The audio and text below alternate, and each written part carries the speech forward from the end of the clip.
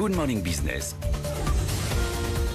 Les 27 sont toujours à Bruxelles ce matin. Les négociations sont suspendues pour l'instant. Elles devraient reprendre à 16h après 3 jours de négociations. Ça bloque entre les Pays-Bas et l'Autriche d'un côté et les deux pays, ce sont les deux pays les plus réfractaires, et la France et l'Allemagne de l'autre. On en parle ce matin avec Sandro Gozi. Bonjour.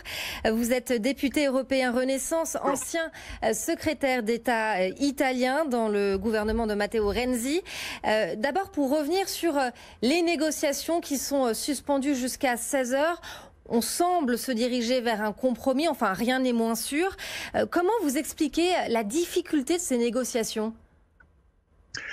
Tout d'abord, c'est vrai, vous avez dit, il y a eu une passe très dure hier soir autour de la table. Le président a tapé du poing sur la table, suivi par la chancelière. Et un compromis semble s'amorcer. Comment expliquer les difficultés ? Tout d'abord, c'est une attitude très différente de la part des pays soi-disant frugaux, pour deux raisons. Une arrogance initiale, parce qu'ils pensaient de ne pas avoir autant besoin que les autres des aides européennes, donc une différence dans l'analyse de la crise. Et des difficultés aussi internes. Il faut rappeler que 2 sur 4 de ces pays, ce sont des gouvernements des minorités, que Mark Rutte, le premier ministre néerlandais, a des élections dans 8 mois. Et au-delà de ça, il y a aussi un problème de fonctionnement du Conseil européen que nous avons dénoncé dès le début, même de la campagne électorale. On ne peut pas continuer avec une Europe qui décide à l'unanimité et dans laquelle chacun a la possibilité de mettre son veto. C'est un thème qu'il faut absolument aborder. Il y aura une conférence sur l'avenir de l'Europe, une sorte de conférence citoyenne pour le climat sur les questions européennes.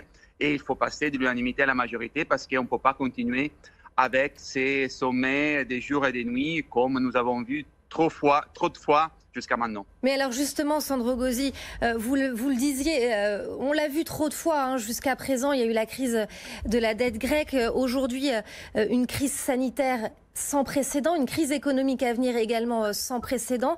Qu'est-ce que ça nous dit de l'Europe aujourd'hui, Sandro Gozi ? Ça nous dit une Europe qui veut absolument réagir, qui cette fois-ci veut être là, qui a été là pendant la crise. Pensez au fait qu'on a suspendu la règle du 3% pour les déficits. On a permis justement au gouvernement de faire des investissements et de faire des interventions directes pour contrer la crise. C'est une Europe qui veut faire un pas en avant énorme parce qu'on parle d'un plan de 400 milliards de subventions pour lesquelles le président se bat. On parle d'une dette commune européenne, donc on parle de s'endetter ensemble pour des plans d'avenir qui doivent apporter des bénéfices à tout le continent. C'est ça la vision qu'Emmanuel Macron, qu'Angela Merkel amène de l'avant. On a encore autour de la table des pays qui sont tournés vers le passé. Donc c'est vrai qu'aujourd'hui, il y a un débat, pas seulement sur les montants financiers, mais sur les types d'Europe que nous voulons. Moi, je suis confiant que cet après-midi, on va trouver un accord, on fera un pas en avant très important sur l'Europe qui accompagne les citoyens, les entreprises, les secteurs économiques en difficulté et qui fait un pas en avant très important sur une capacité de gérer les crises économiques et gérer aussi la transition écologique et numérique de façon efficace. Est-ce que néanmoins, Sandro Gozi, est-ce qu'on pourrait avancer sans les pays frugaux ? Est-ce que ça diviserait pas l'Europe encore un peu plus avec d'un côté les frugaux, de l'autre une Europe, une Europe de la discipline budgétaire, de l'autre une Europe de la solidarité ? Est-ce que cette crise ne vient pas encore creuser encore un peu plus les divergences ? Écoutez, on parle de 4 pays sur 27. Vous avez 5 pays, vous avez 22 pays qui sont convaincus qu'il faut transformer l'Europe, qu'il nous faut une Europe de la solidarité, qu'il nous faut une Europe qui aide directement les territoires, les secteurs en difficulté. Et puis, vous avez 4-5 pays qui, pour des raisons diverses que je viens d'évoquer, sont liés au monde d'hier. Parce que parler d'austérité aujourd'hui n'a plus de sens. Personne n'en parle. Ce n'est pas ça la recette pour les problèmes économiques et sociaux et sanitaires de l'Europe d'aujourd'hui. C'est le monde d'hier. Et il y a donc 5 pays qui sont liés au monde d'hier, 22 pays qui vont rentrer dans le monde de demain. Et moi, je crois que si, en principe, on pourrait avancer sans les 4 frugaux. Mais moi, je crois que justement, on doit tout faire pour avancer à 27, mais sur une ligne ambitieuse telle que celle que la France et l'Allemagne, qui finalement travaillent main de la main, sont en train de défendre depuis 2 jours et demi à Bruxelles.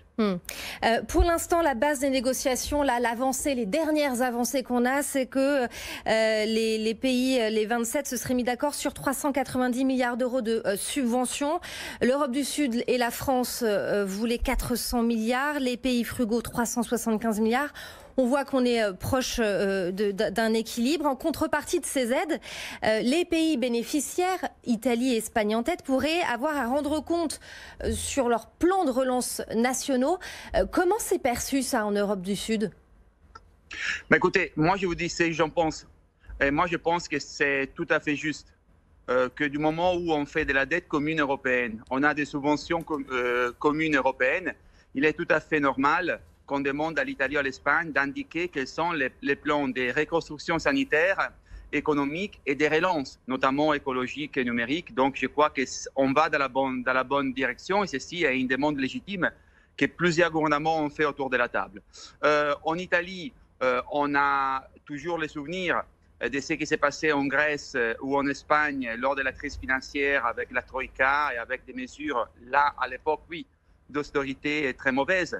Et l'Allemagne, à l'époque, était du mauvais côté de la table.